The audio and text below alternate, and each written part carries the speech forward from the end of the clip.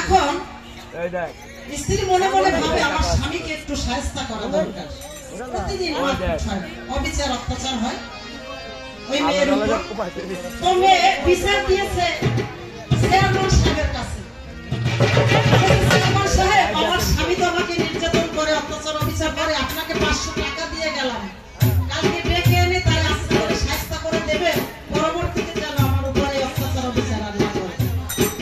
500 টাকা দিয়ে মহিলা ঘরেতে নিশ্চিন্ত মনে আছে যে 500 টাকা যেহেতু দিয়েছিস আমার পক্ষে আসবে। স্বামী ওটা কিন্তু টের পেয়েছে যে আমার নালিশ দিয়েছে এবং সাথে 500 টাকাও দিয়েছে আমাকে শায়েস্তা করার জন্য।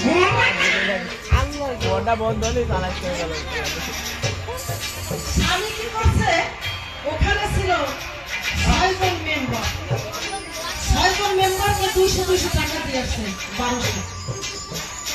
1200 টাকা দিয়ে আসছে। 6 জন মেম্বার যাইয়া এইবার চেয়ারম্যান সাহেবের ওই যে রায় দেবে সেটা উল্টাই ফেলছে। যে চেয়ারম্যান সাহেব রায় ওদিকে দেওয়া যাবে না।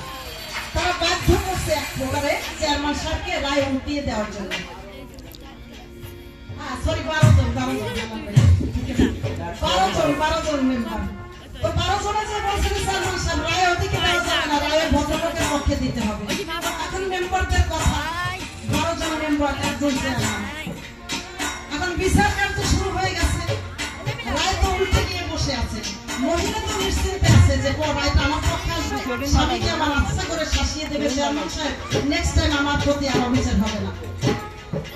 এখন এই রায়টা কিন্তু স্বামীর দিকে যাচ্ছে। এবার চেয়ারম্যান সাহেবের স্ত্রী ওই ঘর থেকে জানালা দিয়ে উঠিয়ে দিয়েছে চেয়ারম্যানকে, ওই শুনছো ওই পাক পাঞ্জাতনের বিষয়টা মাথায় রেখো। 500 টাকার কথা তো আর বলা যায় না, বলা যায় নাকি মানুষের সামনে? স্বামী 500 টাকা ঘুষ খেয়েছে। এখন বলছে এই শোনো, তুমি ওই পাক পাঞ্জাতনের বিষয়টা মাথায় রেখো, ওই যে মানে 500 টাকার কথা। তো বলছে পাক পাঞ্জাতনের বিষয়টা মাথায় রেখো। আর স্বামী বলছে আরে বেটি চুপ কর, পাক পাঞ্জাতন করবে কি, 12 আমি আমার চারদিকে গেলাম, পাক পাঞ্জাতনে করবে কি, 12 আউলিয়া আমার চারদিকে ঘিরে বসা আছে, ঘিরে রেখেছে। তা ঘটনা আসলে এরকম ঘটেছে। ওই যে স্বামীর প্রস্তাব বুঝে স্ত্রীর প্রস্তাব পেশ করেছে, তাদের স্বামী 5 মাসের গর্ভ। যাক, সমস্যা নেই। আরো কিছু কথা তিনি বলেছেন। আমার প্রশ্ন ছিল, সঠিক উত্তর আমি পেয়েছি, সুন্দরভাবে মীমাংসা পেয়েছি। আমার কাছে জিজ্ঞাসা করেছেন যে আদম সফিউল্লাহ মারফত কোনটা, আদম সফিউল্লাহর মধ্যে মারফত কি ছিল, এটা নাম ছিল।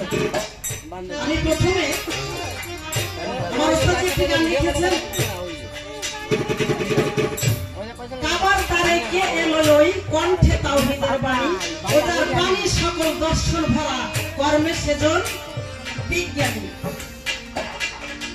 আমিও গানটা শুনে ছোট্ট করে একটা গান লিখেছি, আমার সেই গানটা আমি গাবো, যারা চলে যাবে।